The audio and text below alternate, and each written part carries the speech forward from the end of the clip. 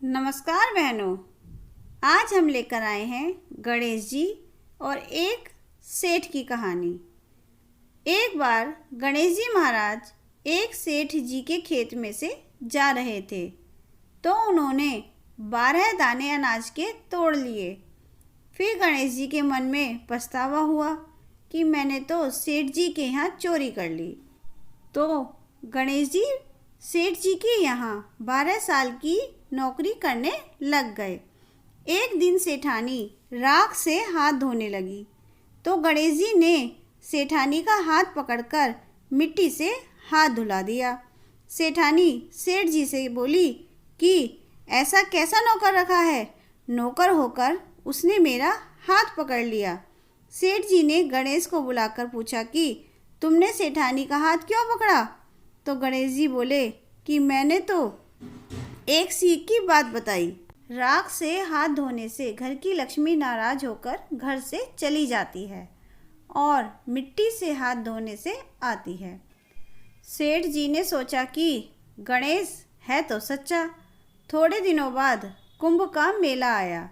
सेठ जी ने कहा, गणेश सेठानी को कुंभ के मेले में स्नान कराकर ले आओ। गणेश और सेठानी कुंभ के मेले में चले गए। सेठानी किनारे पर बैठकर नहा रही थी तो गणेश जी उनका हाथ पकड़कर आगे डुबकी लगवा लाए। घर आकर सेठानी ने सेठ से कहा कि गणेश ने तो मेरी इज्जत ही नहीं रखी और इतने सारे आदमियों के बीच में मुझे घसीटकर आगे पानी में ले गए। तब सेठ जी ने गणेश जी को पूछा कि ऐसा क्यों किया?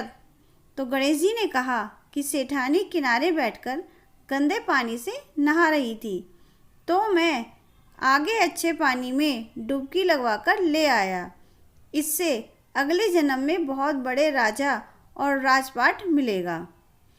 सेठ जी ने सोचा कि गणेश है तो सच्चा। एक दिन घर में पूजा पाठ हो रही थी, हवन हो रहा था। सेठ जी ने गणेश को कहा कि जाओ सेठानी को बुलाकर ले आओ।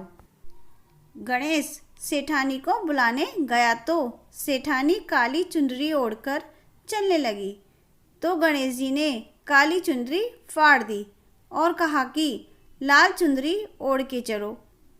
सेठानी नाराज होकर सो गई। सेठ जी ने आकर पूछा, क्या बात है? तो सेठानी ने कहा कि गणेश ने मेरी चुनरी फाड़ दी। सेठ जी ने गणेश को बुलाकर बहुत डांटा और कहा, तुम बहुत बदमाशी करते हो। तो गणेश जी ने कहा, पूजा पाठ में काला वस्त्र नहीं पहनते हैं, इसलिए मैंने लाल वस्त्र के लिए कहा। काला वस्त्र पहनने से कोई भी शुभ काम सफल नहीं होता।